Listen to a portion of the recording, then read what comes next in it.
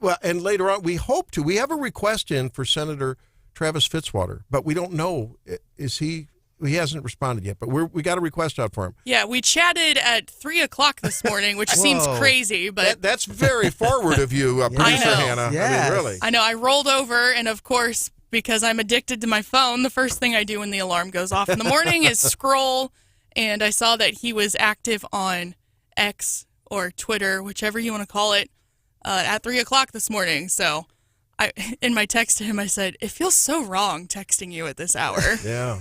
So we'll have to see if he'll be able to come on with us a little bit later. We're hoping at 6:35-ish he can come on. Again, the Doctor's In segment at 7:08, and that'll go for at least one, if not a couple of segments, depending on how things roll.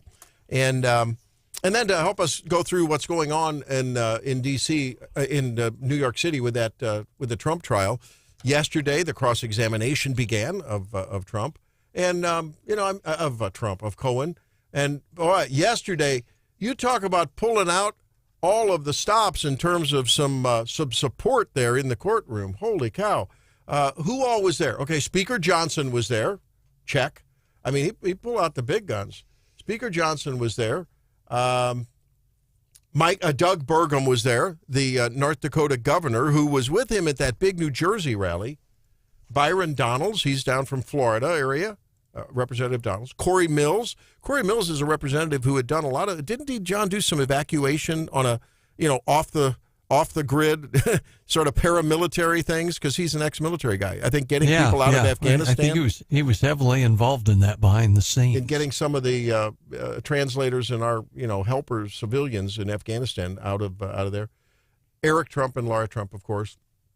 So I don't know where it's going to go, but we'll have to see. So Zack Smith will help us out with that at 8:08. And there's some other interesting, very important Supreme Court decisions that'll be coming down before the end of this session. So I get excited about the Supreme Court stuff, and I know Stephanie rolls a lot on that too. So we'll be talking about that with Zack too. And then there was a funny thing that happened. Do we have time? Yeah, we do have time. So yesterday I ran across this. Apparently, when they opened the session yesterday, a funny thing happened on the way to the session. And I guess they open every morning with a prayer, right? Right, John? In the Missouri House? In the Missouri House? Theoretically. This is the best video to come out of this session. It was really great. And you can tell when they're getting a little slap happy. So Speaker Plocher, who, by the way, on a full vote was the ethics complaint against him was dismissed last week. It was finally dismissed. They had a second meeting, and we talked about that. So he's clear, he's vindicated, and I think, isn't there now another complaint about someone, the interim chair, is now said there was a complaint against someone and didn't want to say who, but then was caught off mic or in the hallway somewhere saying it's the former chair, meaning Hannah Kelly. There's been a complaint about her for releasing that report. But anyway, so they opened the thing with a prayer, right? And this was Representative Benny Cook after he was asked by Speaker Plocher to lead the prayer. Heavenly Father, we thank you for granting us another day to represent the citizens of Missouri. Grant us wisdom, courage, and integrity as we carry out our responsibilities. Little did Benny know, says the tweet, that he was about to encounter God. In Jesus' name we pray. And the House says, Amen. Benny Cook, was that you? I haven't heard from you in a while.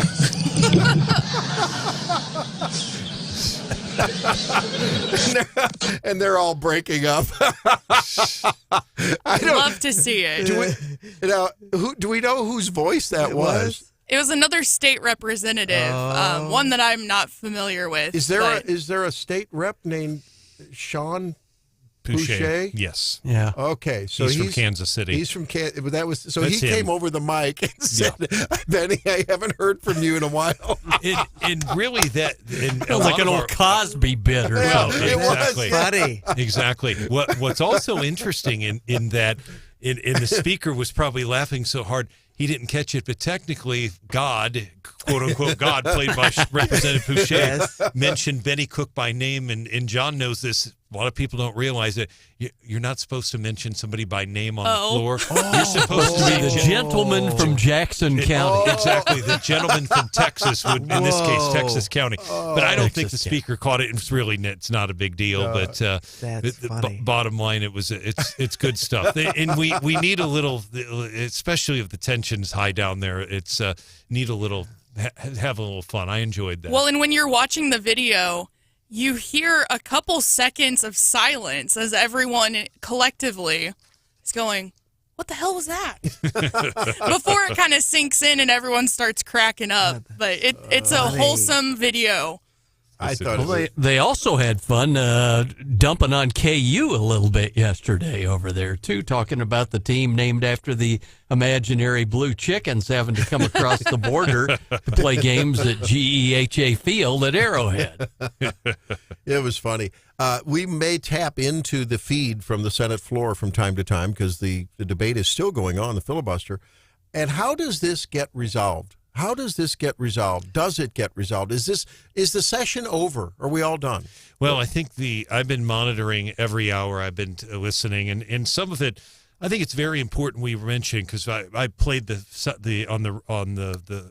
Eagle News at least this morning, and I'll have it for John later.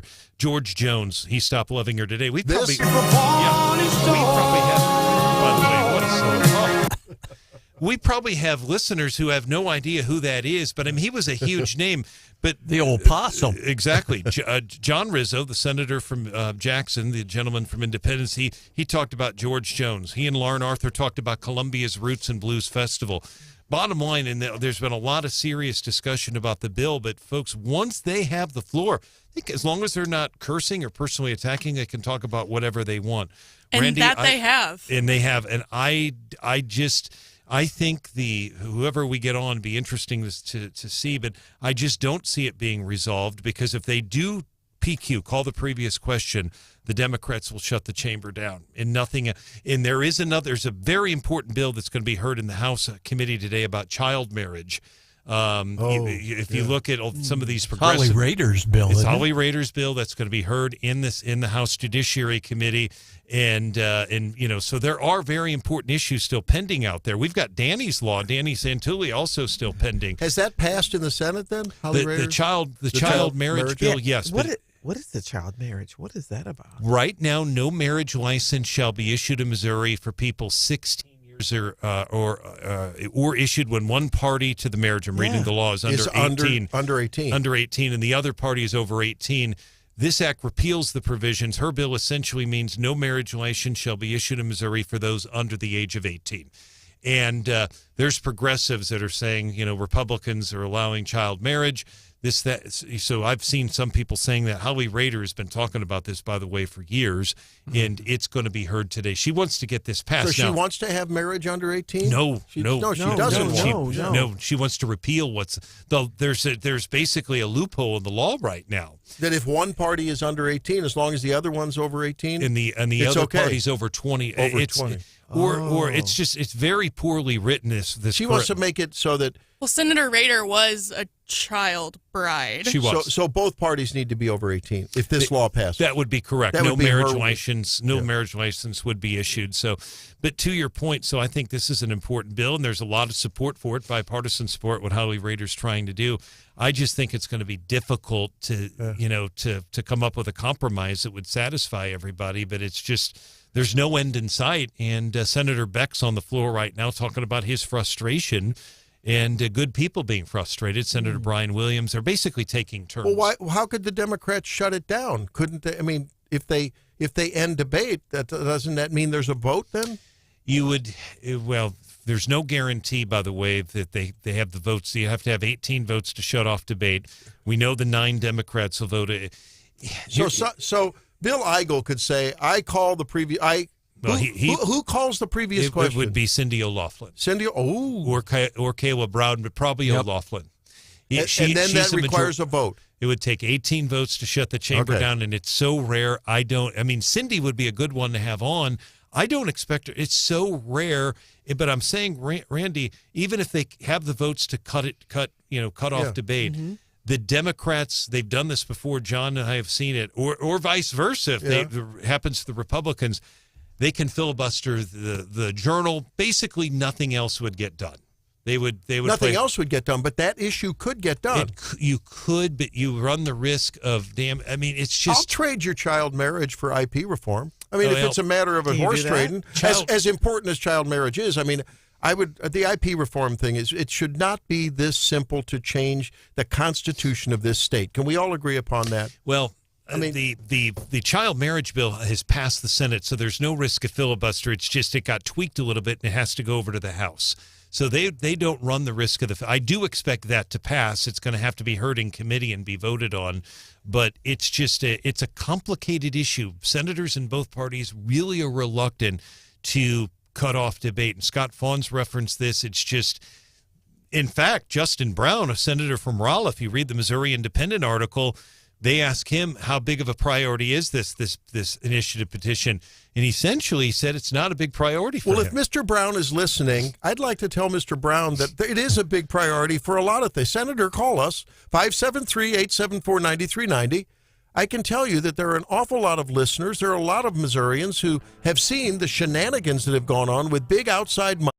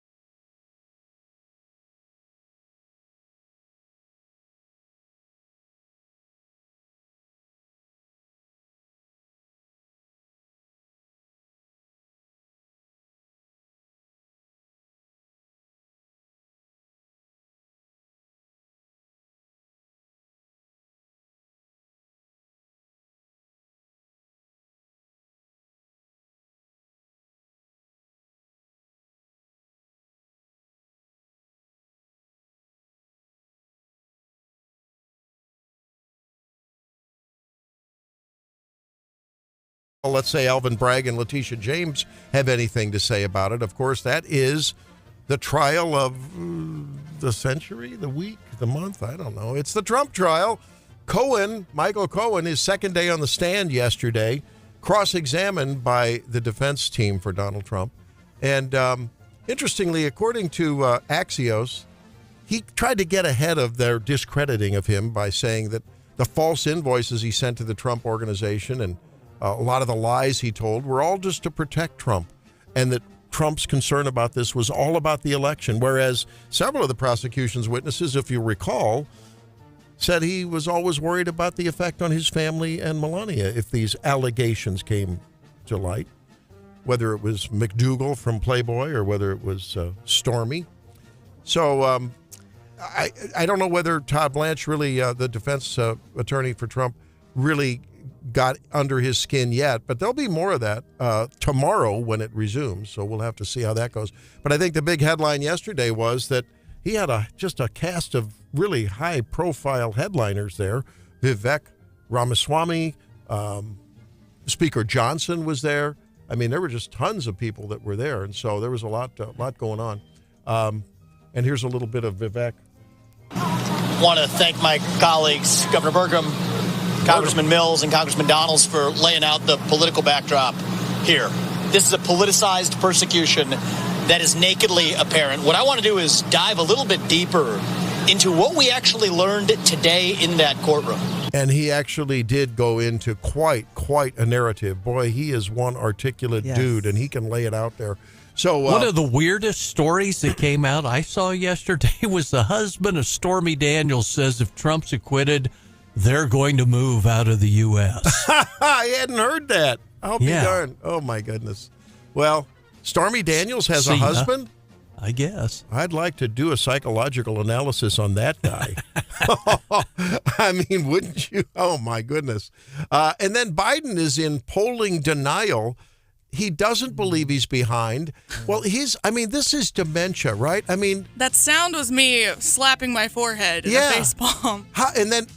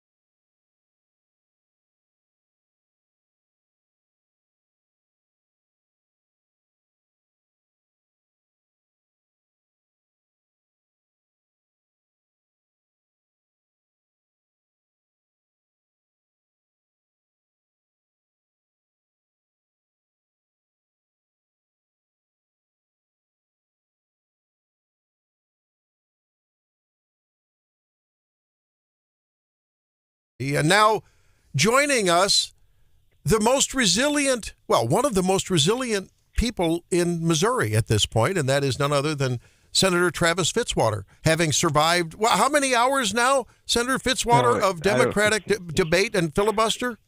Gosh, I don't know, 38, 39, something like that. How you doing? 41 at 7:30, Travis. Are you hanging in there okay? 40, how so things even going? More. Well, I'm sitting on this couch in my office and just trying to not fall back asleep. So oh man, I'm hanging in there. Well, I got to ask you, do you enjoy this? And soon they'll carry him away. When they talked about George Jones, those Democrats, did that perk you up a little bit? I mean, it's maybe one redeeming quality, but and very few redeeming qualities about the last 40 hours. But I'm honored to be in the legislature, and as part of the role, I think when you sign up and you know anything about how Missouri politics work in Jeff City, you got to be prepared for days like today. Travis, talk to us about the whole ballot candy angle. I think our Wake Up Mid-Missouri listeners hear that, and they're a little confused by it. There's nothing new under the sun. We went through this in the 2023 session, and the Democrats said, well, the Republicans are trying to exploit anti-immigrant sentiment across the state. I think it's something that's been done on several petitions or joint resolutions that have been placed on the ballot to try to secure our Constitution. I think the concern from a Republican perspective is just to ensure that any time in the future a court doesn't come in and decide that non-citizens can vote, and it's not perfectly crystal clear in our Constitution. So, if it's not currently a problem, as Democrats say, then why is it a problem to put in the Constitution? I think it's worth considering. And then the foreign entities being able to be involved in our elections is also another thing that is technically currently not really allowed anyway in our laws, but why not put it in the Constitution and make sure that we don't ever have foreign interference in our elections? So, a couple of these little things that go along with trying to secure our Constitution with a little bit more requirement for votes, because that's a sacred document. It's important, and I think a lot of Republicans believe that it would be a little bit harder to change that than it has been in the past. Thank you for saying that, because, when Becky Arps was with us a couple of weeks ago, and, she's been very active in a separate resolution to try to get the wording surrounding all citizens versus only citizens. And I think that would, as I understand it, if the Constitution was not amended to say only citizens can vote, that municipalities and smaller jurisdictions would have the right to go the way of San Francisco, and they could have non-citizens voting, right? It's a little bit concerning, a little bit nuanced, and hard to wrap your mind around, but courts have been a little bit tricky on this around the country, and we just don't want that scenario playing out in Missouri. Excuse me, Senator, I appreciate joining us live. Obviously, I think one of the things people are thinking about right now during this debate is, how long is it going to go? It's been going since Monday. Yeah. No end in sight right now. What do you see? And if you've talked to Cindy O'Laughlin, any sense of what's going to happen? Well, I'm talking to Cindy all the time because we all want out of this thing. We all want to figure out a path. But we were all pretty dialed in too. The Democrats hate it as much as we want the change. So it's kind of we've got these nuclear missiles pointed at each other and just wondering who's gonna shoot off first. And the Democrats have been 40 hours is a long time, a very, very long time, and so it's really going to be interesting. I don't really have a great prediction for you right now. I'm talking to as many colleagues as I can to try to figure out how do we come up with some end game on this. I know there's plenty of conversation on ending debate, which is kind of the nuclear option in the state Senate, and I think that's being discussed at length here over the last. Not overnight, really. I think everybody's kind of checked out overnight, but during the afternoon yesterday and then into, I know this morning and into the afternoon, it'll be a big discussion. Wow. Senator Travis Fitzwater joins us this morning as we try to scratch our heads and figure out what, if anything, is going to happen with this IP reform bill that really raises the bar for constitutional amendments to pass. Senator Fitzwater, I have to ask you, if you're having coffee with Senator Brown from Rolla, would you have him call the program? Because I want to understand why he told the Missouri Independent that it's not a big priority for him. I mean, are the calls coming into the senator's offices, for instance, your office, other colleagues you've talked to, other senators, is it really that a lot of, constituents in Republican senators' jurisdictions don't want this to happen? I thought that was an interesting statement by your colleague, and I won't ask you to speak for him, but seems sort of odd to me. I would think that most people would like to see the bar raised, given what happened with marijuana legislation and so many others. Yeah, I can't speak for Justin. I think in my own office, it's just always been a priority for me. I feel like I'm pretty sure I voted on some form of this or fashion over the last 10 years I've been in the legislature. Has always been a priority, will remain a priority until we figure out a way to protect our sacred Constitution from these simple majority votes that change our state in significant ways. Well, again, if you see him, please have him call, because I'm just curious what other priority at this point could there be. And okay. I do want to point out, I want to give the exact quote Senator Brown gave the Missouri Independent, because I think it gives some context. I referenced this, but it's exactly what we were referencing.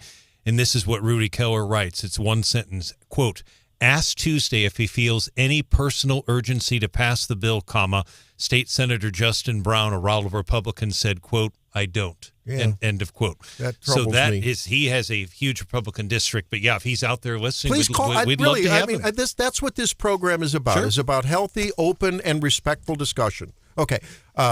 That's Senator Travis Fitzwater joins us, just up from a little nap as he tries to survive the long filibuster. I got to compliment you. I mean, that's got to be a grueling thing to put up with, but we thank you for being with us here on Wake Up Mid-Missouri. Yeah, glad to do it. Travis, you've talked to us so much your whole time over at the Capitol about how you kind of like to delve into and watch the history of the proceedings in both chambers and all. I guess getting into the Missouri Senate, did you think that you'd be in a place in time where filibusters every week were the rule instead of the exception? I think going into the term, I think it was certainly on the table. Yeah. I think there were some people that had a proclivity for it before we got into this term. There's the term being the last 2 years, and I think everybody kind of had really low expectations going into this session on what we would get accomplished as a result of infighting.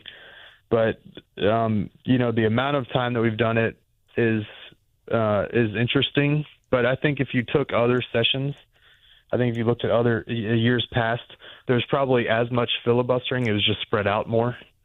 We've had it kind of intensely on the front end and the back end with some weeks of real functionality this year. But if you took other years, I don't know. It's all different if you took all the time together, but having it for such long periods for what it looks like are going to be two record-breaking filibusters in the same year, that's asking a lot. Hi, Senator Fitzwater. I was just wondering, were you happy with the process and the outcome of the budget deliberations? I was. I think, in my years here, the House has never really had a lot of leverage over the Senate on the budget, and therefore our budgets that have come out of the House have always been much more conservative than what have come out of the Senate. And I think this year, affording that they were running out of time on the Senate side, and for a number of dynamics reasons, we were just running up against a timeline. And it's the only thing we're really required to do down here is to pass the budget. I think it really created this scenario where the House had a lot more leverage over the process than the Senate did, and it got us a budget that was lower than the governor's, which I personally think is not a bad thing, and got us a budget that I think we can be proud of this year. And voted on a lot of budgets.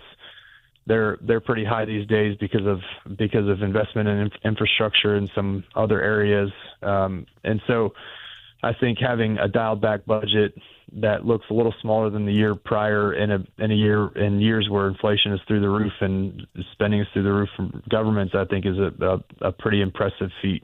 That's great.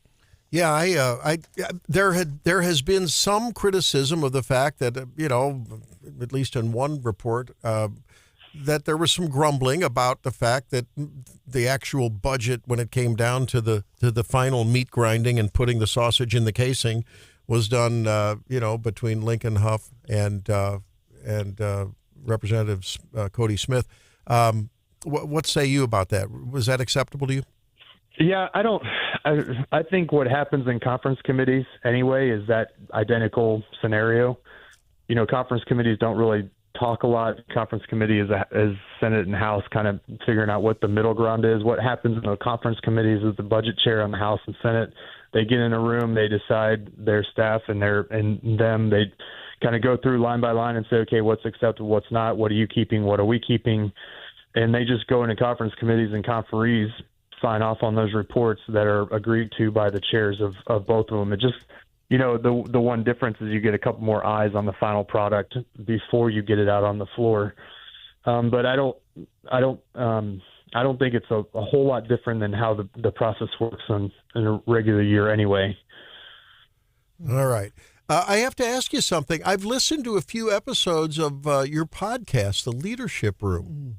I don't know if many people know that you had a podcast. Now, the last episode I saw was in November. Are you gonna resurrect that soon, or we got some podcast stuff coming up? Yeah, okay, good. I'm excited about it, and I hope to get some of that stuff released this summer. I like it because you really talk about the intersection of faith, leadership, and business. I mean that really sort of helps describe our American life, right? I mean, it's faith, leadership, business. It sort of mingles culture and everyday life, and I like that. I think it's a good thing. So you will be coming out with more episodes.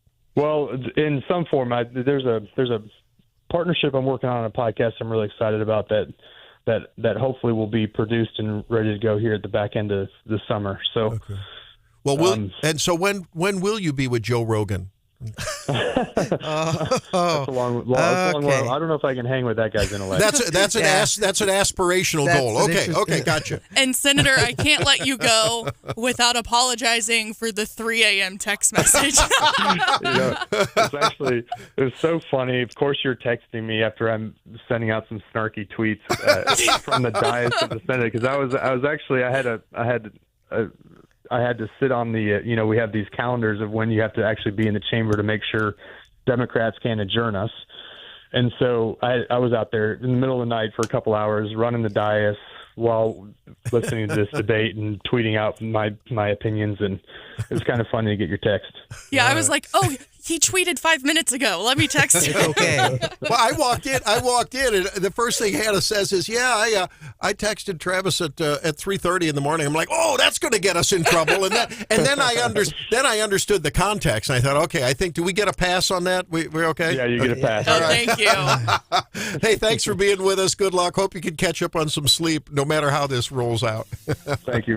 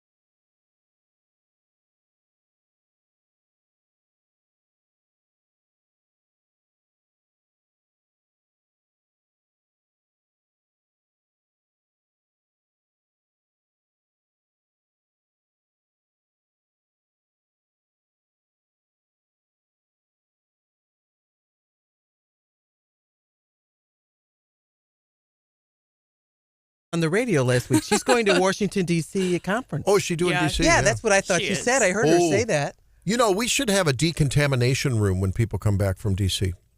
Why? John, you know, like a hazmat room here in the lobby of the studio. So like back in the old days when they sprayed people down with Yeah. DDT for lice, right? Right. I mean, I think, when you go to D.C. pests off of yeah, them. I mean, there's this stench. It's sort of like, when you live in a house where people smoke, you can tell because the clothes take on that kind of. Right. Well, when you have the swamp stench from D.C., Right. people ought to come back. We could meet her at the door with the hazmat suits on. Yeah, she will love that. Go into the. Yep. Go into the hazmat. Get out the bristle brushes, and scrub her down real good. Yeah, have to go into the shower there to get all decontaminated. Because, Yeah, you think that her texts with just a question mark are bad. Oh, yeah. I don't think you'd like. No, that would, no. Yeah. Remember that movie, The Wrath of Khan? It would be The Wrath of Stephanie if we tried to pull that. That'd be it. Wouldn't work very well. So the other day, Nancy Pelosi was at an Oxford Union debate with a guy named Winston Marshall. I think he's a musician, a former musician, and a co-founder of I don't know, but some rock group, I think. At any rate, it was a debate about rational decisions, culture, why people vote Democrat and why they shouldn't vote Democrat. And Marshall was on the other side, the rational, and there is a reason we call conservatives on the right. Because we are. Right? On the right. And, Stop. And you're not biased at all. Okay, we can't be talking like that. We'll cause problems. And here's what Nancy had to say. Of these poor souls who are looking for some answers. We've given them to them, but they're blocked by some of their views on guns. They have the 3 Gs, guns, gays, God. That would be a woman's right to choose.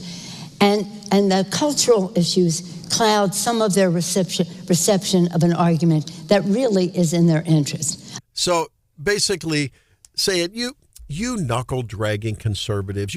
You focus on these cultural issues like life and gender determination and oh God and your God. Oh, you focus on that God Guns, stuff. Second Amendment, and guns. I mean, you got your guns and your God and your. It's clouding good judgment with you people. What's the matter with you? Oh my! She's got a different definition of God. Yeah, too. how condescending. It's her definition. Patronizing. Hey, take a few off. Fill your.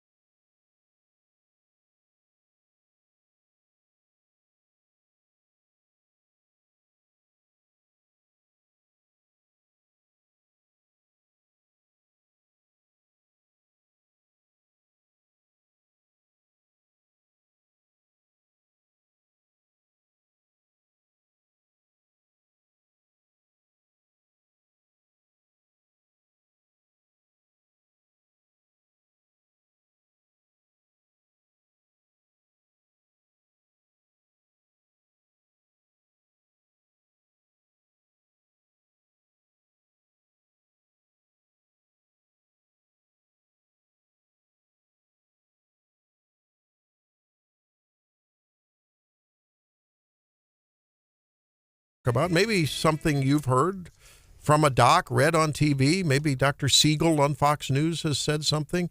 Or what's her name? Nicole Sapphire. What a great name. Wouldn't you love to have the name Dr. Sapphire? What a beautiful name. That's better than the Siegel guy you just... Oh, Mark is great. What a last name. Mark's an old, crusty old internist. He's a nerd. He's a nerd. I love that. He's got the DeSantis. John, have you seen the Siegel when he comes on? He's got that Ron DeSantis smile.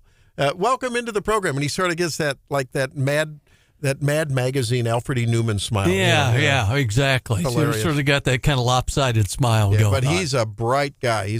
Well, so is Helene. She's a holistic nutritionist with her PhD in holistic nutrition, and also a culinary expert. So we try to talk. And also a saint for putting up with you. Oh, no. Okay, I'm out of here. John, you got it. Goes both ways. In a marriage, you know that. I'm just Well, tell us, doctors. All right, so let's talk about health.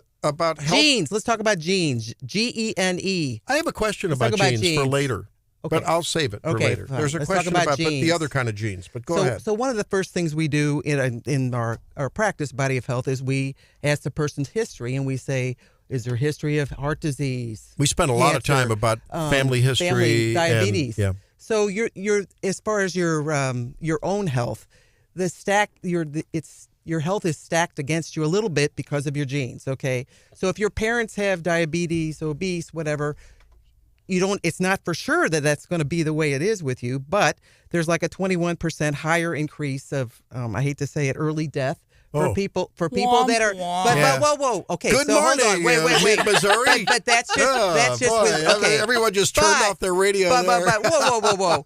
But then if you also go down the path of having a bad lifestyle, it's like a 78% possibility of a faster. But so in other words, let's play this. John, the Gambler. John, in the remake of the Gambler. John, so will we be know starring. you got a deck of cards. Everybody's got their deck of cards called genes. Yes. Okay, and you just got to play your best hand. If you're dealt a pair of deuces, you have to play it smarter. You got to play your best hand. Okay. That's right. Okay. So or aces and eights. That's right. There you So go. what you can do if you follow a healthy lifestyle, and there's 4 factors they say is in a healthy lifestyle: not smoking, adequate sleep, exercise, and a healthy diet.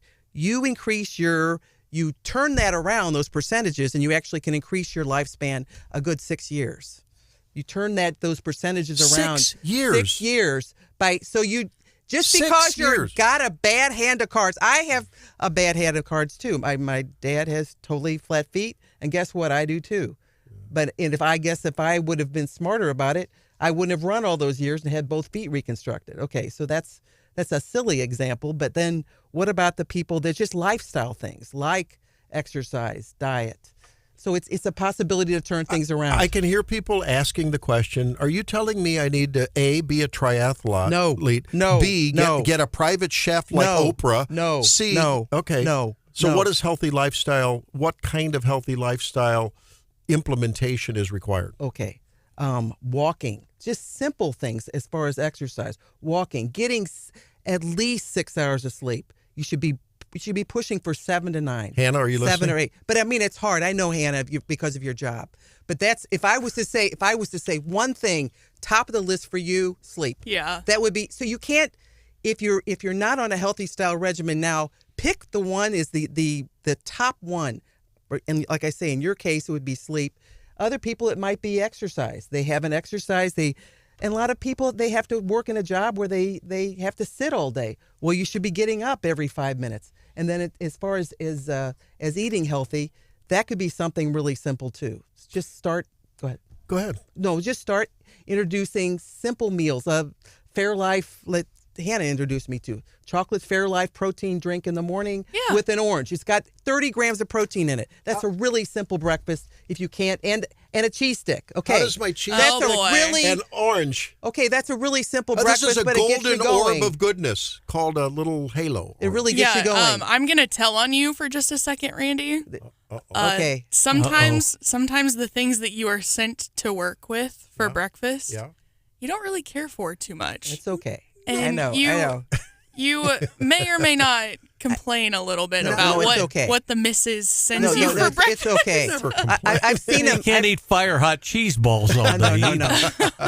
I've seen a couple breakfasts mold in his truck from Oh. years ago. Wait a Okay. minute It's now. okay. It's all right. It's all right. All right. And then for lunch, a healthy choices is what we do. We go to Walmart or whatever. It costs like $2.77, and it's got like 15 grams Portion control. protein. And then dinner, we have a nice dinner, but it doesn't have to be crazy. But the thing I'd love all of you to think about, Make it simple for you, for your and lifestyle. especially you guys out there. I know you love your meat. I know you love your potatoes. I do too.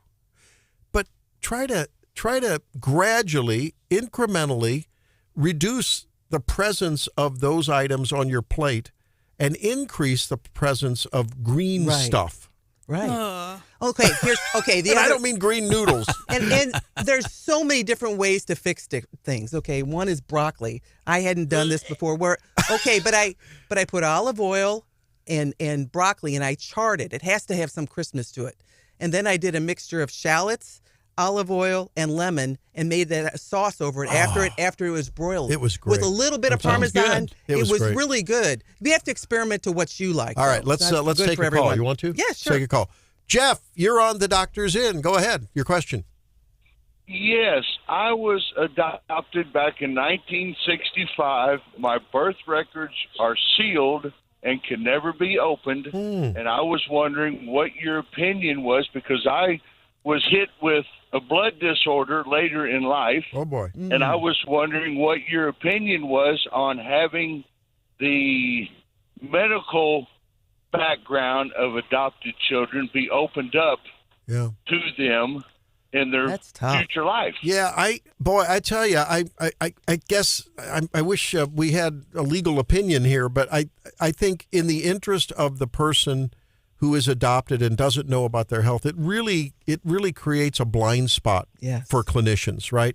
Not that family history is everything, but I guess, boy, you'd sure like to know. And, that makes me think, Jeff, about the blood disorder.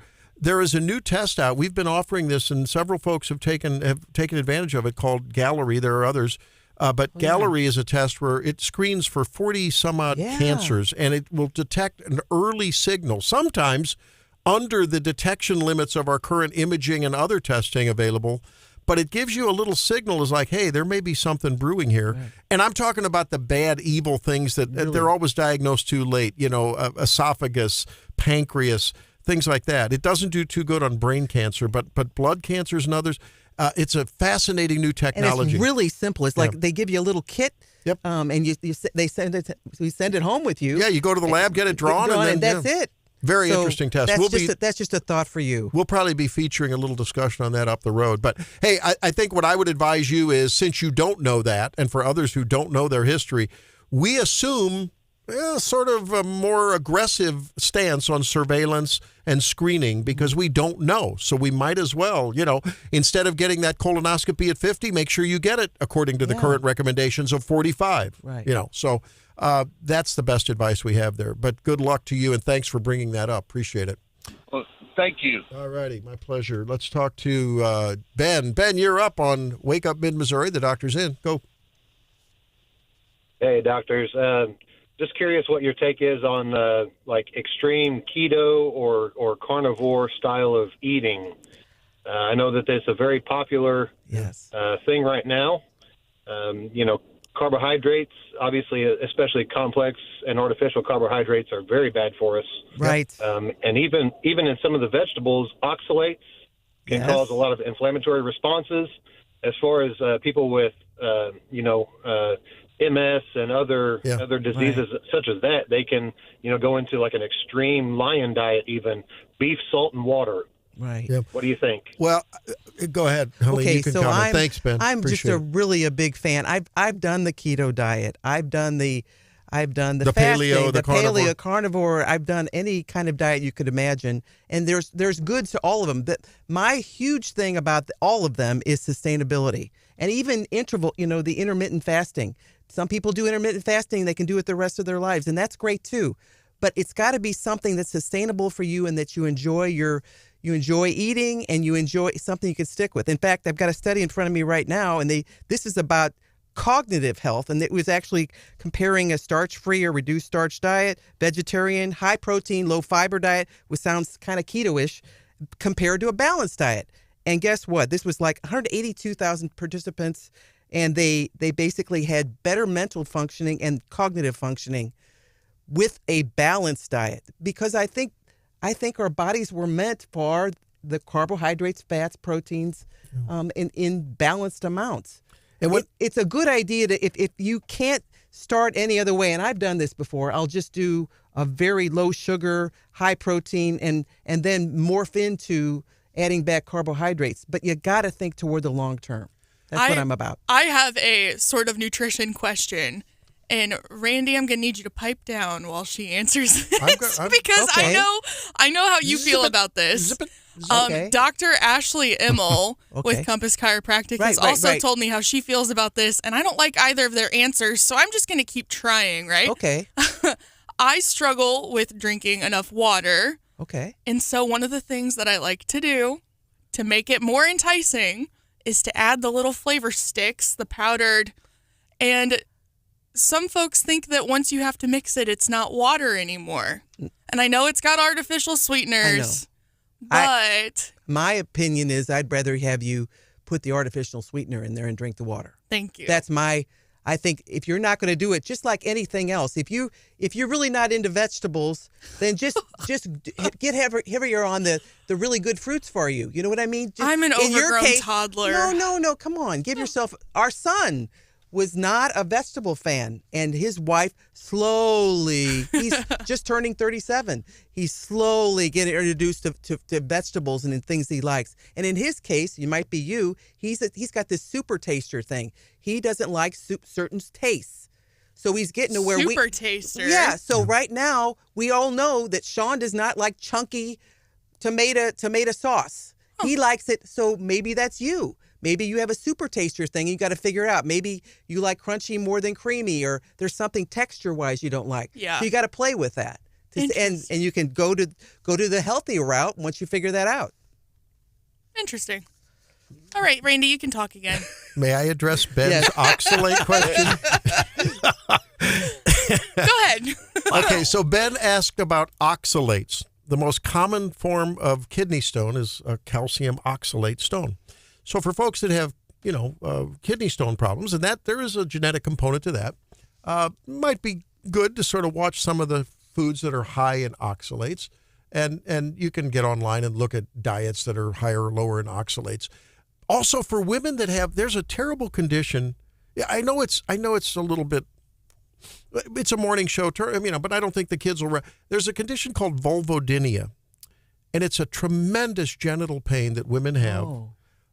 On their vulva, which can be vexing. It can be tight jeans can drive a woman crazy, burning, hurting. Actually, eating a lower oxalate diet can help with that, as well as something called interstitial cystitis, where it feels like a UTI, but you're not infected, and always having to go to the bathroom, having burning and so forth. Right. So there are some things, but remember, as one of our favorite, now I think deceased people, Bruce Ames, who was the former director of the toxicology division of the EPA, 2000. He said if you break down a spinach and you look at the individual components, there are things that individually look dangerous, but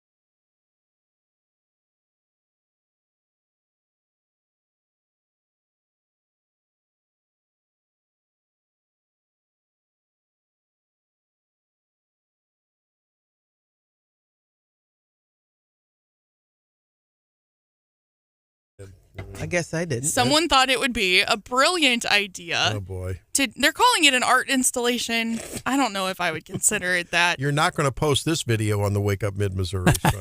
No, I'm not. But there Come was... on. Think of the views we'd get. They're calling it a portal, and what it is it's a live stream that connects New York to Dublin, Ireland. Yeah. And they're in, public spaces, and folks can stand at the portal and wave at someone in Ireland or wave at someone in New York City. It's just supposed to be something fun. And of course, all it took was one white woman with a social media account to ruin everything. And a tube top. Well, yeah. Oh, no. Were there beads involved? Not that I know of. Oh, but there is a viral video of a girl standing on the New York side of the portal, raising up her crop top or sports bra, and flashing the Ireland side of the portal for several long seconds, long enough that people had their phones out filming what was happening, of course. Yuck. So now, less than a week after its installation, the portal has been temporarily shut down while they explore options to keep it family-friendly. I wonder if they can do a delay function like you have. Should someone say one of the 7 forbidden words? Yeah, maybe. I don't know. It's one of those things like this was supposed to be good and wholesome, and someone had to ruin it. And, of course, when you look at the video, you see her lifting her top and bouncing around, and making a big show of it all. And all of these people gawking from the other side of the portal. Like, imagine you're on the side of the porpoise in the aquarium, and all of the onlookers are looking in from the glass. It's hilarious. They were getting their phones out to video. Oh, yeah. And all the women were.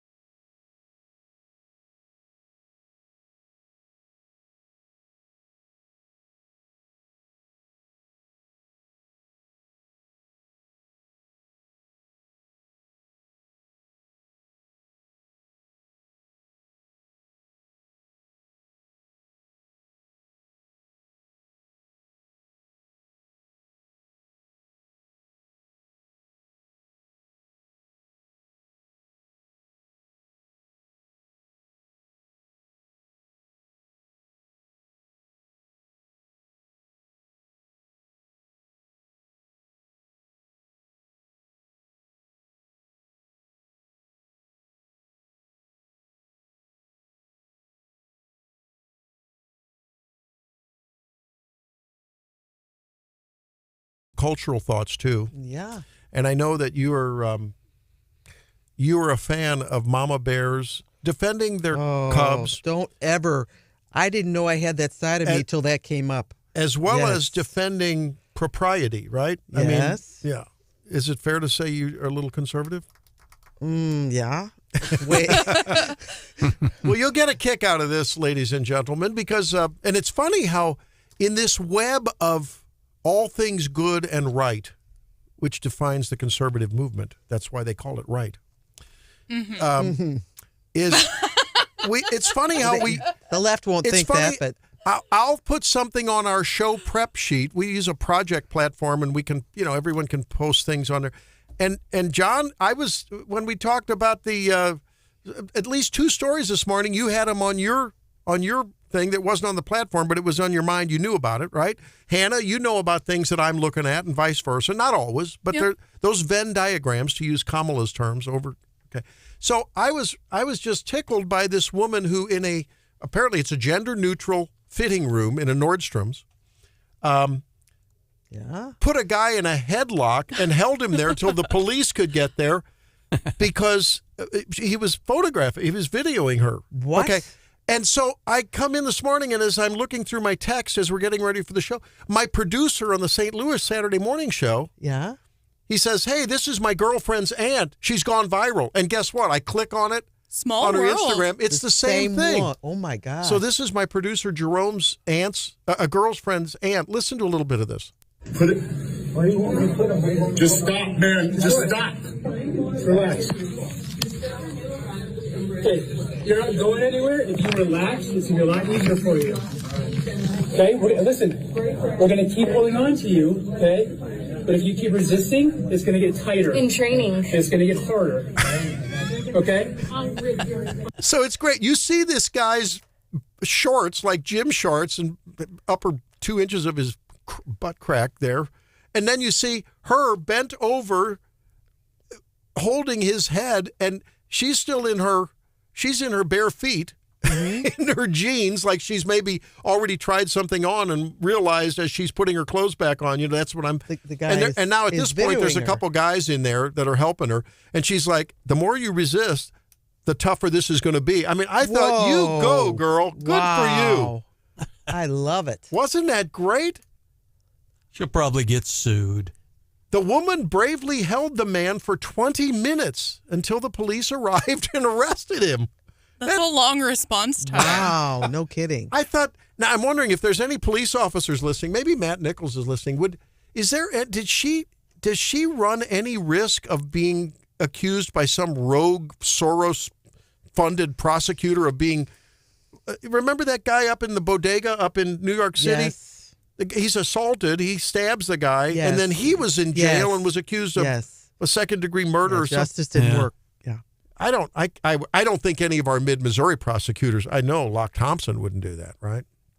Can you imagine how that 911 call went, though?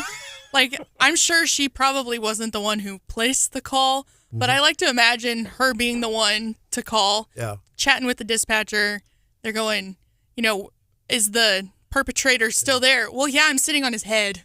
I just thought this was He's right so here. cool. And the funny thing is, I think I saw this on Twitter originally because it was posted by someone else who references. And as you go down the thread on this, there is another video. There's video after video of American woman taking things in her own hand and meting out some justice, right? It was beautiful. One of them was really an interesting one. This guy is in the middle of the street. He approaches a gaggle of people on the sidewalk and brandishes a gun at them, a pistol. A woman comes out of the mist. I think she's part of the gaggle of people in a pink shirt. She takes a pistol out of her concealed carry and shoots him in the chest, and he's rolling around on the pavement, and she's like pointing the gun at him, and then she rolls him over with her foot, and he's still alive. And I don't know, whatever happened, but I thought, good for you. Yes. You point a gun at a bunch of people. It's like Kamala said, if someone puts a door in your way. No. Yeah. Okay, now speaking of things going viral, our own producer Hannah has gone viral on social media. You guys are lucky I showed up to work this I morning. know. That's all I'm saying. I feel I'm intimidated to be in your presence. No, I say viral in quotation marks because I had a little TikTok get 20,000 views yesterday. Oh, wow. And I felt very special. That is a even big though deal. in the grand scheme of things, that's not that many. But that's a lot. But I was texting updates to the show group chat yesterday going, look at me. Yeah. Look at those numbers going up. And what was the content of the viral It post? was nothing special. It was, I was inspired by another TikTok creator who had recently gotten married. So you plagiarized. But go ahead. No. I'm kidding. And they just shared some of the things that they had put on their wedding registry because they had already lived together prior to getting married. So they maybe didn't need all of the traditional things a newlywed couple would need that's merging homes for the first time. And so I just put some of the things that we had on our registry, and it went. It blew check up. it out. That's awesome. Blew up. Yeah, that's cool. Is the man? I hate to bring up poopy pants thoughts, but is the Senate filibuster still going on? I mean, we just have to. If you're just joining us, we've been talking about this. Yes, it is. It's still going on. on. How long now? It was since 2:00 on Tuesday? 2:00 on Monday afternoon. So it's around ballpark. And again, I don't know exactly when it started, but ballpark. It's been more than 41 hours, according to Emily Manley, just a couple minutes ago. I was going to say 40, but 41. Oh. But it's going. And here's the thing that I think it's very important to note. You know, they talked about George Jones, and I had a little fun with He Stopped Loving Her Today, and they mentioned the Battlehawks. But the reality is the Republican, and Randy, I understand where you're coming from. You're frustrated about you want an initiative petition. But let's be fair here. The Republicans have filibustered in that chamber, Republican senators all session, and they've killed their own member. They've killed their own members. I'm glad you're pointing that out. It needs to be pointed out. I mean, our audience won't want to hear this, but we have to point it out. It would be in a way hypocritical if they tell the Democrats you all need to sit down when it's Republicans who have filibustered themselves all session. The real question for Cindy O'Loughlin, if she ever calls in, and I hope she does, why did you wait until the final week of session to bring up the initiative petition? Well, and someone who's being critical of how things are going in the state Senate right now, Emily Manley, again, that I referenced, she's a Capitol reporter. She asked Governor Parson about this last night, and this was part of his response to her question. But I'll be honest with you, IP should have been done in January and February. It's ridiculous to have this happening at the end of the session. And this is just a failure of a lot of people that's trying to, one, people are talking about promoting it at the same time, they're the ones delaying it behind the scenes, you know, so that's a little disingenuous of what's going on around here. Wow. Wow. And We've gotten some spicy comments out of Governor Parson the last couple of weeks. Governor, just like 2023. And I had not, before I made my I had not heard his comments on that, but that's significant. But again, if you are, the Republicans have talked about this issue over and over again in the campaigns, and they bring it up in the final week, well, the Democrats are taking turns. I got news for you, folks. If it were one senator, they could probably almost run the clock out. You've got 9 now. They had 10. They lost Greg Razor because he took an appointment, so they have 9 left. They can easily kill this, and when I say kill, it's basically talk the bill to death. And what the governor basically means is if you put this bill on the floor in January, it probably passes late January or February. So, I don't know. Maybe they'll come up with a compromise, but it's just it's just very interesting. And they are talking about very serious things, too, about the bill itself. What really is holding everything up is the Republicans in the House want it to be in the bill. Non-citizens cannot vote. The Democrats are saying, well, that's already not allowed. But, Republicans don't have a lot of faith in that. They're worried about a court decision. Yeah. But even if they take that out, they don't like the bill. And that's right. They really don't. Right. I think the Independent is reporting, and I don't know, according to what Becky Arp said, I don't think that it's correct to say that it's already illegal for a citizen to vote. I think that the verbiage presently says all citizens may vote, something like that. And Becky Arps said that doesn't exclude, that's like saying all people on my neighborhood with even-numbered last last numerals on their address can come to my birthday party. That doesn't exclude people with odd last numbers of the address coming to my birthday party. Why couldn't I come up with a simpler example? That's pretty good, though. That's pretty good. I didn't think you wanted to celebrate birthdays anymore. At my age, no, we don't even talk about them. That's not true. But you see what I mean? And so Becky made a very good point and really convinced me that it should say only. And that makes the exclusive club of voters in any jurisdiction, township, municipality, state, only citizens. And who would disagree with that except maybe Lauren Arthur, who, according to John's report, described the non-citizen voting provision as a shiny object. I think that's dismissing something that is substantive. And for our listening audience, it's very important to them, that particular provision. It's important to the Republican caucus as well. But again, that's it gets down into the weeds. It probably would end up going to the courts and things like that. But the bottom line is for them to take it up Monday at 2 and see that Denny Hoskins was telling them 3 weeks ago, go to it now. And he was he made them mad so often that they kind of ignored him. Mm-hmm. But I just, and you heard Justin Brown in The Independent. It's not a priority for him. Well, they stood down once before when the so-called ballot candy, this issue, and what was the other one that was stripped? There's two candies. The other one has to do with foreign entities. Yeah, foreign entities. Yes, that's right. Funding. Right. Okay. Yeah. Okay. But then Mary Elizabeth Coleman put it back in. And that the Democrats will say that and again, I don't know what negotiations were going on. The Democrats felt, I'm not going to use the word betrayed, but they felt like that was, going back on their word. Again, we don't know because all these things are discussed behind closed doors. And again, I like Mary Elizabeth Coleman. I mean, she's very pro-life, but you'd think if you're pro-life, maybe you yield on this just to get that done. But I don't know. I'm not a legislator. I'm glad I'm not. It's too complicated for me. I'm not that smart. So there's no yielding going on. Well, none. And here's really it in a nutshell, Helene. The bottom line is the Democrats can talk about George Jones. And again, these are just a few. The Roots and Blues Festival in Columbia, they can talk about the Battlehawks.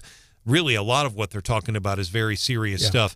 But unless the Democrats decide to sit down, or the only other alternative is Republicans could call the previous question, they'd shut the chamber down if that happens. Breaking news, mark your calendars. Cindy O'Loughlin will be with us tomorrow at 8:35. Great. Wonderful. She just told me this. Wonderful. That's great. Wow. All right, so she will join us, and You I'm better very get a nap between now and then. Exactly. I know of no finer individual on the planet than Senator Cindy O'Loughlin. And there may be times when I disagree with her. I can't count many of them. I don't know of one that I could call other than I wish we could get more stuff done, but she's got a tiger by the tail with that Freedom Caucus. Mm-hmm. And I'm very thankful for that. And so she'll be with us at 8:35. That's great. What's coming up on your segment, John? Filibusters, you know what they used to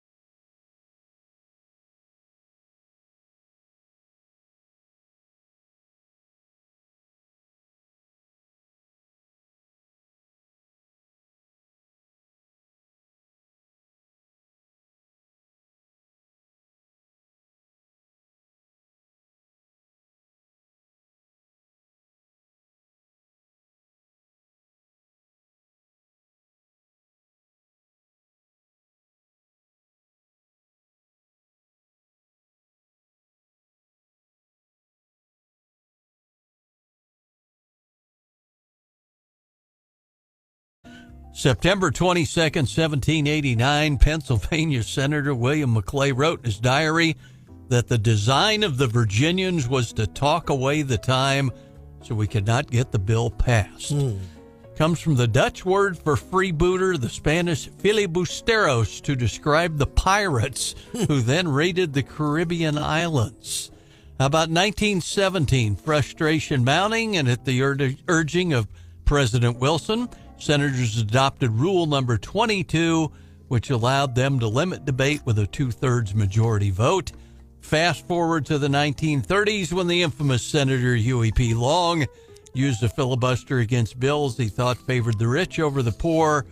But for the record books, the longest individual filibuster goes to South Carolina's Strom Thurmond, who filibustered 24 hours and 18 minutes against the Civil Rights Act 1957. So doesn't look so bad at the Missouri Capitol. They know the rest of that story. Speaking of diapers, don't you always wonder how these guys hold their bodily functions for that long when they're speaking? Remember when Ted Cruz, or was it Ted Cruz or Rand Paul that held forth for hours and hours and hours? Talk about an iron bladder. Well, and again, speaking of diapers, President Biden just a couple minutes ago on X has announced that he is willing to debate President Trump twice.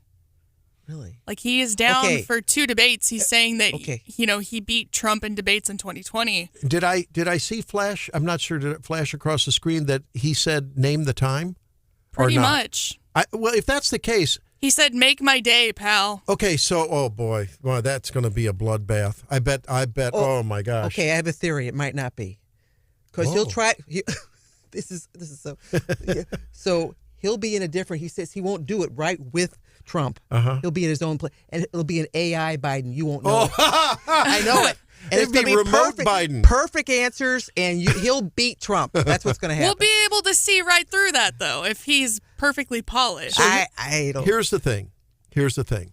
Unless the debates occur before September or October? I mean, probably. What is the pre-voting voting in some states? Isn't it 2 months in some cases, John? Yep. I mean, it's tremendous. Some of them, yeah. Okay, so you have to, if the election day is early November, October, you've got to get this done before the end of August. Yes. And I'll bet that his people will rope-a-dope and say, well, we can't get it together, the League of Women Voters, this and that and whatever, and they'll rope-a-dope it because half the votes or more will be in. You're right. Mm-hmm. If I was Trump, I would, say, yep, we're doing this next week. I'm showing up. I'm showing up with I'll pay for the microphones and the setting. I'm with you. I don't think it'll happen. Yeah, he's not going to do it. If it Remember does, what Trump said back in the day?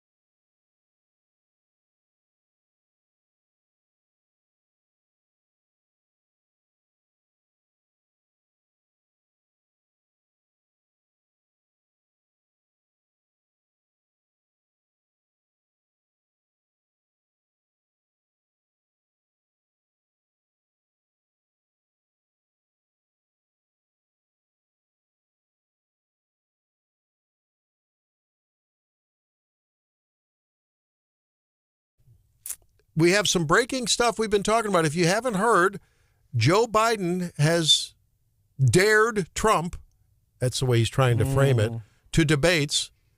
And the campaign is pitching June and September debates, so we'll talk about that further as we go on. But there's some other interesting things happening in the context of the larger debate about the weaponization of the justice system against one Donald J. Trump, and that is the New York trial.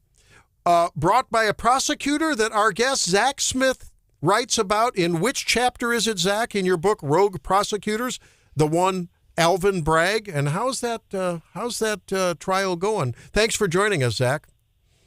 Yeah, of course. Thanks for having me on, Randy. I appreciate it. So you wrote about Alvin, and he's got himself in a pickle from what most people are reporting. I mean, what do you make of the most recent testimony, the testimony, and then now yesterday the cross-examination from what we know of Michael Cohen?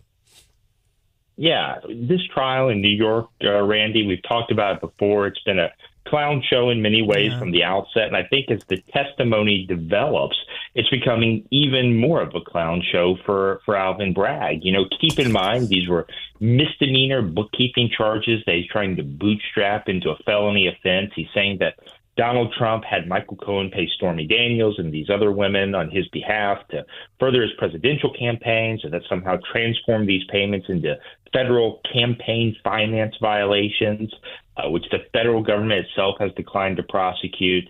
And certainly, you know, one of the things I was troubled by, Randy, is the testimony of Stormy Daniels, the pornographic actress that Donald Trump allegedly had the affair with. Her testimony was pretty graphic and pretty salacious. And most of the information that came out during her testimony wasn't really relevant to the charges that Alvin Bragg is bringing against Donald Trump, and was really an effort, I think, just to dirty him up, try to impugn him in the eyes of the jury. And I was shouldn't have been, but I was a little surprised that the judge let all of that information come in because it is so very prejudicial to Donald Trump. You know, it's interesting you bring that up. We were on the road during that testimony, and, you know, they were giving sort of a blow-by-blow from the courtroom transcript reporting on it. And as I thought about that, and then, you know, everyone, as you said, was saying, wow, that seems salacious and certainly really unrelated to the indictment, the charges against him. I mean, they going back to the event back in 2006, allegedly. And I thought about this, Zack. If I'm, well, maybe not the judge's daughter, but maybe his wife or someone in his orbit, maybe a friend, I would be embarrassed for the judge that he didn't put a stop to that. Now, I'm not a legal guy. Obviously, I don't know what is considered appropriate behavior, but it's come out that he asked, subsequent to that, he asked Bragg, I guess, to tell Cohen to zip it up because he's been out there advertising anti-Trump merch and, you know, pushing his agenda. Do you think this judge is maybe having second thoughts about letting that happen, the Stormy Daniels salacious stuff? Well, I think he should be concerned if Donald Trump is convicted. And look, let's be honest, he's not facing a favorable jury there in Manhattan, although it is still possible he could get acquitted or get a hung jury. That's how badly things have been going for Alvin Bragg. But if Donald Trump is convicted, I think this judge should be worried that he has committed numerous reversible errors, potentially reversible errors. Right. And so I think when an appellate court steps in and looks at this, there are grounds potentially where they could say, no, this judge messed up. He made a bad ruling, and we're going to reverse this conviction. And if that were to happen, that would be egg all over the face, not only of Alvin Bragg, but of this judge in particular as well. Okay, put yourself and as a former U.S. assistant attorney in the Northeastern District of Florida? Is that right? Okay. Northern District of Florida. Northern District of Florida. Okay. If you were the defense team and you were further cross-examining Michael Cohen tomorrow, what direction would you go? And the follow-up to that is, there's been a lot of debate. Would you put Donald Trump, or for that matter, anyone, on the stand in the rest of the case? Or would you say, hey, let's make our final arguments and let the jury decide? Well, in Michael Cohen, I think the most important thing to do is to emphasize how untrustworthy he is. This is a man who is not afraid to perjure himself, apparently. And so I think highlighting his inconsistencies, his inconsistent stories, which Donald Trump's legal team did that during the first day of cross-examination. But I think really to emphasize just how pervasive Michael Cohen's, inconsistencies, untruths have been, his potential to personally financially benefit if Donald Trump is convicted. All of that's important to highlight during the second day of cross-examination of Michael Cohen. Now, in terms of Donald Trump testifying, that's a decision he and his legal team will have to make. Generally, most defense lawyers advise their clients not to testify. There's a lot of information that is not coming into trial as it stands right now. If Donald Trump were to testify, a lot of that information could potentially come into play with prosecutors being able to ask Donald Trump or others about some of that information. But keep in mind, I think one of the things Donald Trump's lawyers should emphasize is Donald Trump does not have to prove anything. Alvin Bragg has to prove these charges beyond a reasonable doubt. It's the highest burden we know in American law. And so far, based on the testimony we've heard, I don't think he's met that burden, but we'll have to wait and see what the jury thinks about that as well. Zach, this is a high-level idea I have. I'm just looking at your book, Rogue Prosecutors, How Radical Soros Lawyers Are Destroying Americans' Communities. I think of Soros as Goldfinger in 007, and he's got Bragg, and he's got all. How does he? Is he have a big headquarters where he teaches all these? I'm just not thinking about Bragg, and I'm thinking across the United States. How's this happening? How is all this information being disseminated to bring us rogue prosecutors? Well, believe it or not, you're not that far off. This is a national movement. It's well-funded, well-coordinated, and George Soros backs this movement in a variety of ways. Sometimes that takes the form of giving direct campaign contributions or making independent expenditures on behalf of candidates, and that can come in a variety of forms. Or he set up a variety of 501c3s, 501c4s, tax-exempt organizations, advocacy organizations, and there is a national organization called Fair and Just Prosecution, somewhat ironically named because the policies it pursues are neither fair nor just, and yet it pushes out information, talking points, hosts training for many of these rogue prosecutors. And so there is this national advocacy organization that serves essentially as the think tank or the clearinghouse for this rogue prosecutor movement. That's Zack Smith, author and legal expert at Heritage Foundation, joining us on Wake Up Mid-Missouri. Zach, what's your take on the crowd that's been showing up in the gallery? Everybody from Mike Johnson to Senator Vance to, heck, even Tommy Tuberville showed up. Your take on that? Well, I won't hold it against him that he was the Auburn football coach. He's doing a pretty good job as a senator these days.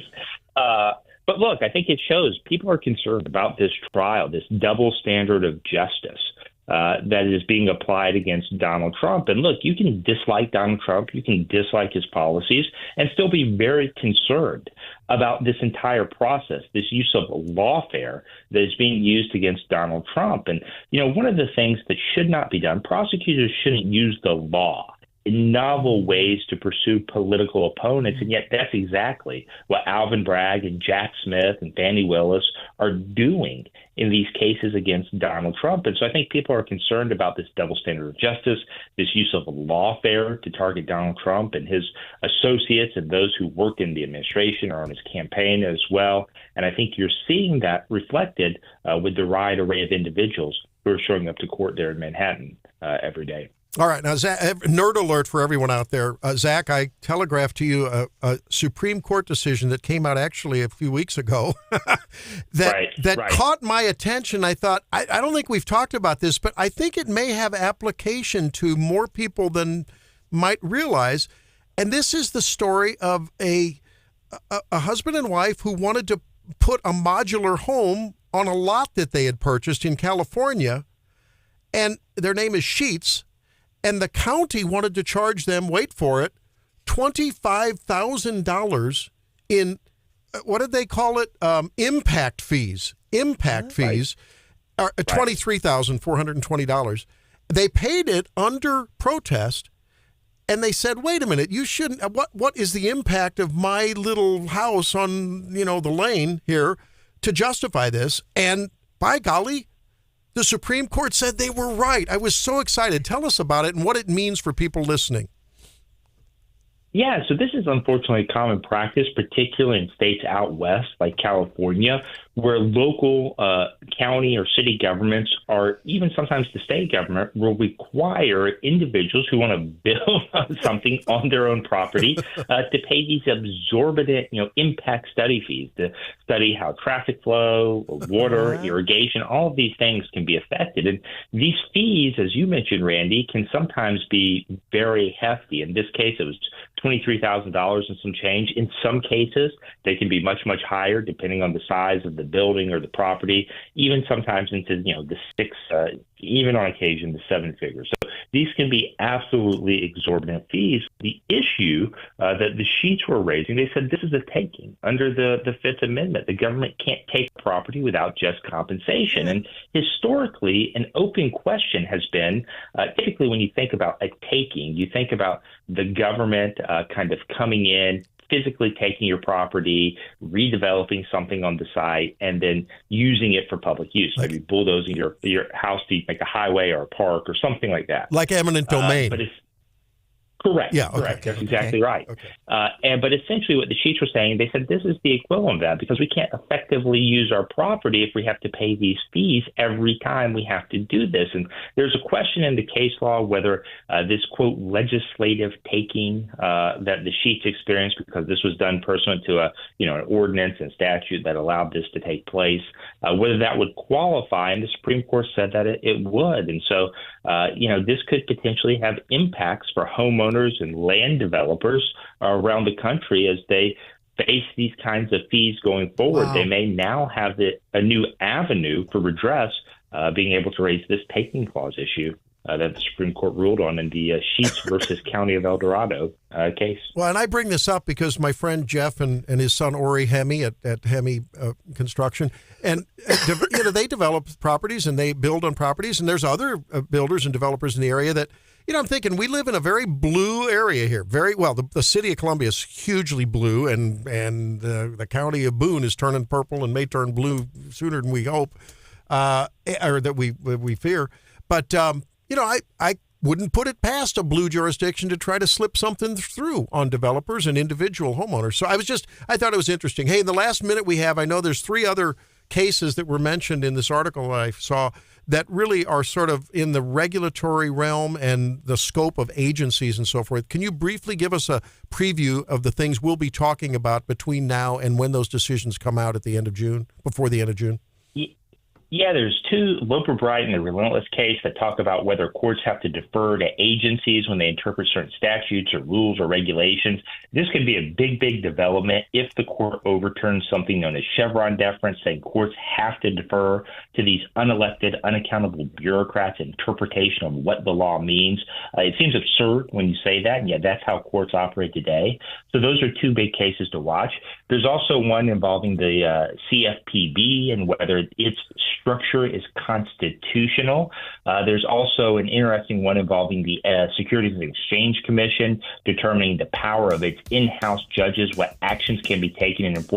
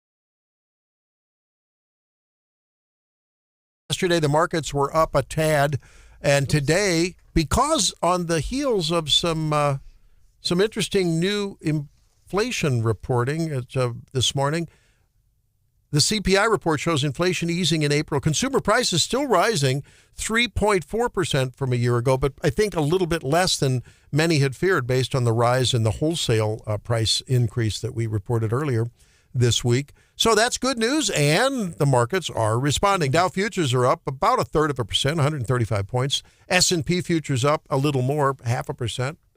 And NASDAQ about the same, so up about 90 points. Oil continues to drop a little bit, and I will have to talk to our friend Larry Behrens about this. Why is oil down to $77 a barrel in the futures market, and the gas prices are still soaring? I don't understand this. Maybe Larry will weigh in on that. We have to get in touch with him. Maybe there's just a lag effect there, but I don't know about you, but it's killing me every time I fill up the fuel tank. And I What's have that summer blend that you it's have the to summer pump in blend. now. I see. The It's summer blend. The summer blend. The summer blend. Da-da. No, it's the summer wind. It's the summer. The summer Thank you, blend. Frankie. That's hilarious.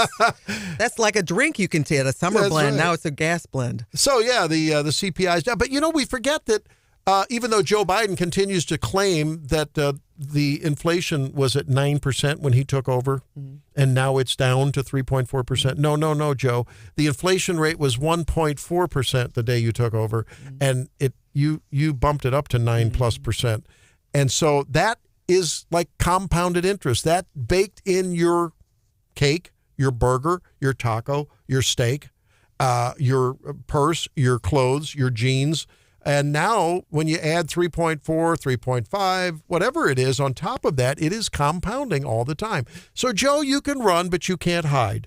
We know where you're coming from, mostly delusion.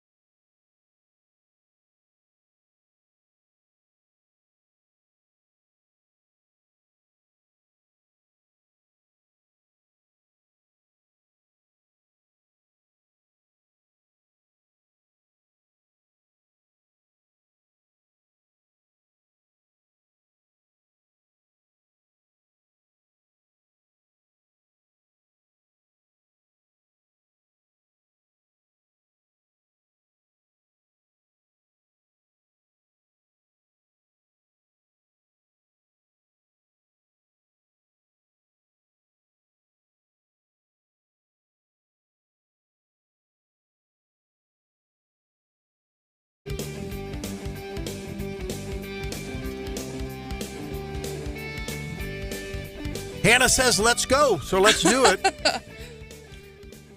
When Stephanie's out, we have guest people come in and co-host occasionally. So wife Helene's in. And when Helene's in, we do the Doctor's In segment.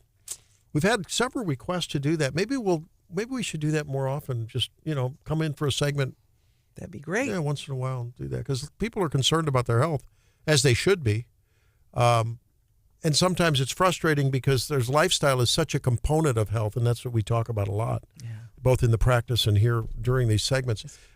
You found a story that I think Hannah needs to listen to. I know John has an anger management problem too. Okay. So who does? What do you mean by that? Let's. Well, who you talking to me? Okay, let's be honest. Who isn't impacted by anger in some way at some time? Okay. Not me. Maybe she's talking. Oh yeah, just wait. Maybe she's talking to the folks in the Missouri legislature. Once in a while, anger's flare there. It's easy to be angry just walking through the grocery store and paying more money. Yeah, that's just okay. So this study was strictly to what impact does anger have on the body. So they had three things they're studying for: anger, anxiety, and sadness. Anger was the only one that increased the blood vessel for 40 minutes. This is you mean tighten it? Tightened it. No, it increased. Constricted it. Yeah. And it's just been written up in the Journal of American Heart Association. Well, that's a significant journal. This is on 280 healthy adults, but the only thing that impaired the blood vessel. Then they went further and they said, okay, what do you do about that? Should you vent? Should you vent or go for a run? No, they did that. That was part of the study. Really? That doesn't help it. No. You immediately have to do those relaxation responses which and is meditation. the last thing you want to do when you're mad. So I'm just going to give you, for instance, there's a Mind-Body Institute of Harvard Benson, and you learn these relaxation responses, and then you learn them 15 minutes a day. And then when it happens, and we all know when you're driving and somebody cuts you off, that's easy for it to, snap up there real quick. No. You've got to go. Well, it's easy to do that. And it's easy for me to say that, but anger is the worst out of all the emotions. Now, as you were saying that. Well, that kind of ticks me off. As you were saying that, I realized, when you're on the air, sometimes you do get anxious about there's a lot of stuff happening. We're seeing the breaking news. Oh my gosh, I forgot to cover that. No, that's anxiety. But that is not anxious. But I'm talking about the technique to relieve the That's same true. Feeling that happens if you really get a hold of your feelings when you're angry, you feel tense. I mean, sometimes your shoulders raised, your muscles are tense, your neck is puffed. The same kind of thing can happen if you're anxious. And while you were doing that, I just found myself like taking a big sigh, just going, big, and I could just feel everything toned down. And we know, and you mentioned Herbert Benson. This guy was a Harvard-trained, a Harvard cardiologist, and he discovered this physiologic response years ago. I mean, in the 70s. We regularly teach it to our patients that are struggling with issues about anxiety, relational issues, and how it's affecting their health, because we see that in their blood pressure. We see it in other things. Immune system is affected by that. And it's very simple to do. I mean, it's just a matter of the biggest component of it is the big, deep belly breath. They teach you this in yoga classes. And we all will like to walk around sucking our bellies in. It's the opposite of that. So the minute you breathe in, but you breathe in at the same time your gut goes out. Yeah, so it's kind of counterintuitive. A big breath means that your tummy goes out while you take a big breath and fill your lungs. It pushes that piston that is your diaphragm down. And since it's a closed space, your chest and your belly, the air's got to go somewhere. So it pushes things down and your belly goes out. If you do that, slowly in, slowly out, and you do that for 5 to 10 minutes twice a day, and you can do it as needed. If you're in a matter of road rage, there's a good local story about road rage we should probably cover as well. You'll find that you will be more settled. You will find that over time your blood pressure can go down, your pulse rate goes down. There are biometric markers of immune function that go up. And it's something that I think we should all consider in this very tense, tough time of tribulation in our country, polarization, words flinging across the bow on X. And in this election season where people are existentially worried about our country, sometimes you just have to do that. Or, find some humor to listen to, do something to try to take down the stress, because it is not good. And especially, as you say, the anger is not good. So what about the old scene from Office Space where they take the ball bats to the computer and start smacking it and all that? Well, that's where the workout comes in. I think a good vigorous workout But they helps. said even running. I could see where a very relaxed walk would be okay, but running or the ball bats would be venting, I'm afraid. I mean, it sounds good. I mean, maybe a pillow fight would be a better deal, but not good. Listener Sean texts us 874-9390. He says, I challenge you to drive Missouri Boulevard at noontime and see your anger de-escalation exercises work. And to that, Sean, I say, you're right. You are right. What about Phoebe on Friends, who always used to run off camera and scream into a pillow? Or you can take in Jerry Seinfeld. A word that has taken quite a beating lately. Privilege today seems to be the worst thing you can have. I would like to take a moment to defend it. Again, a lot of you are thinking, I can't believe they invited this guy. It's too late. I say, use your privilege. I grew up a Jewish boy from New York. That is a privilege if you want to be a comedian. Thanks. If I messed up a funny story around my relatives, they would go, that's not how you tell that joke. The prostitute has to be behind the drapes when the wife comes in. Funny. So humor is you're the right. best medicine Absolutely. sometimes. Absolutely. Brian Hauswirth joins us now. Senate, and I agree, your recommendations on breathing is huge, and you got it sometimes, especially with some of these and it's not just the politics, the god-awful things that we report on every day, and we have to.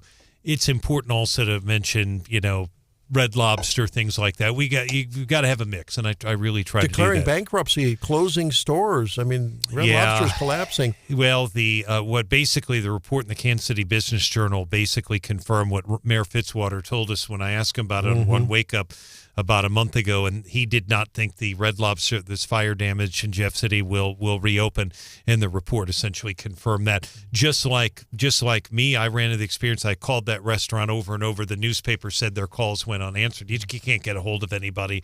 The Columbia store is going to stay open. Good. And I was in there a couple of weeks ago. It's done well. But did you do they shutter when you come in on the all-you-can-eat shrimp special? I haven't had that. But it looks awfully good. They say that actually factored into some of their struggles. They really didn't calibrate that right. Yeah, nationally for sure. I think the Jeff City one had some other factors too. Nationally, right. Yeah, exactly, because the fire and everything. Right. But I will tell you too. I just was recording weather for after 9 o'clock, and when I did that, I listened just for about 5 minutes about the Senate filibuster. Yeah, it is going on right now. So ballpark, they're between 40 and 42 hours, depending on when.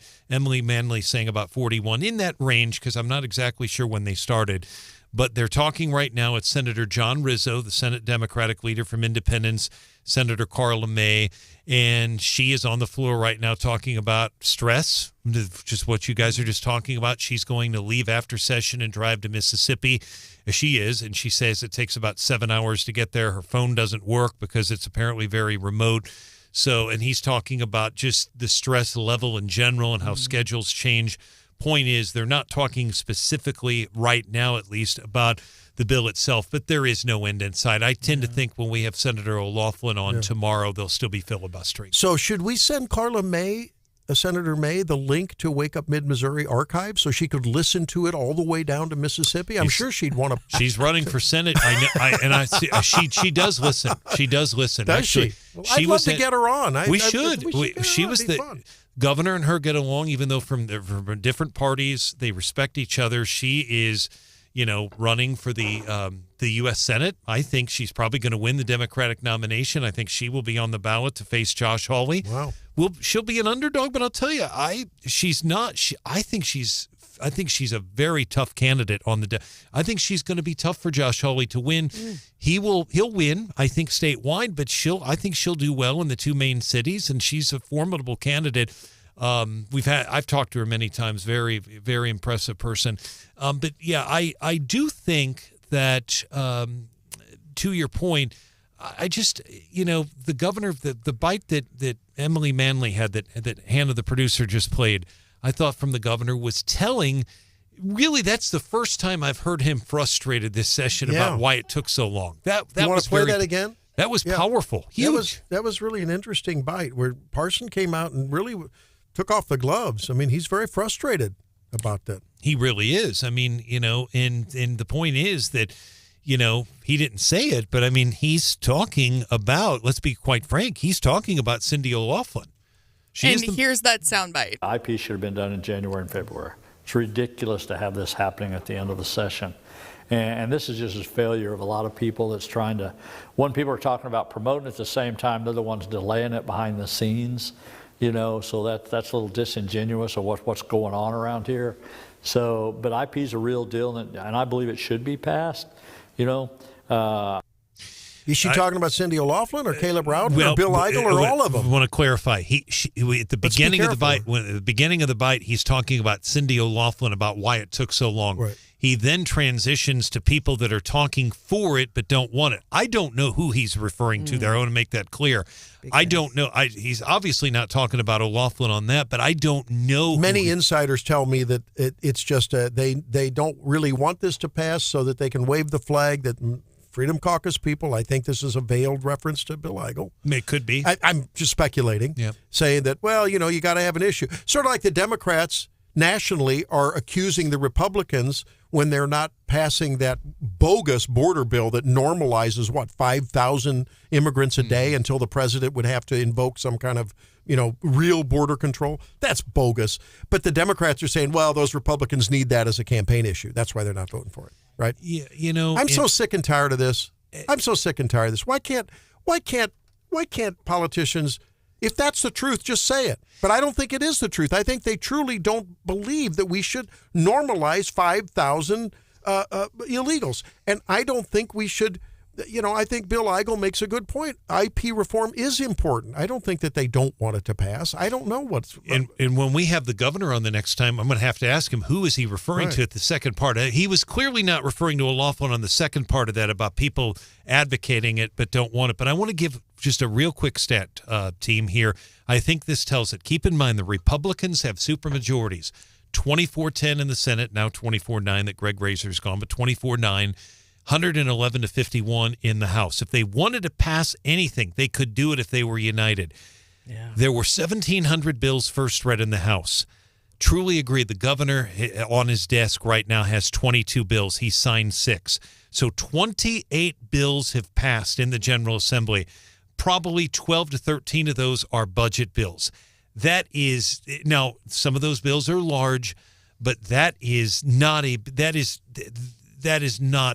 supermajorities, they should be well over 100, and there's a lot of bills that are ready to go, but they can't get to the finish line because this filibuster is going on. And if they call the previous question, then I guess none of these bills would see the light of day. Either way, they're probably going to die. Well, if they call the previous question, Rizzo and them would just talk. It would get really ugly. Yeah. If they let them just keep talking, the bills are going to die. Yeah. I think unless there's some, maybe it may take the governor to go down to the second floor or go up to the third floor and get something taken care of, or at least try to make an agreement. Well, Cindy O'Loughlin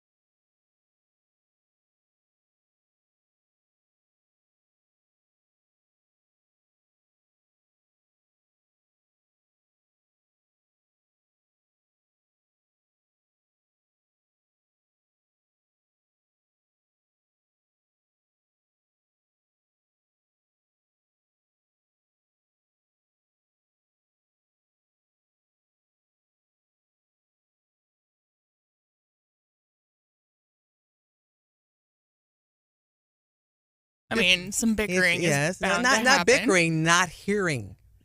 Yeah. Maybe selective hearing. Okay. So, I understand. Well, he does this all the time. I know. And I'll be honest, his mother does too. So I think that's a genetic thing. well, he will try to start a conversation and then immediately put his headphones on. Yeah, he's until he can't hear anything. Right. He's already gone to another subject. That's what. Yes. This is a common occurrence. Ladies and gentlemen, should I withstand this denigration? No, it's just a genetic thing you have. That's all.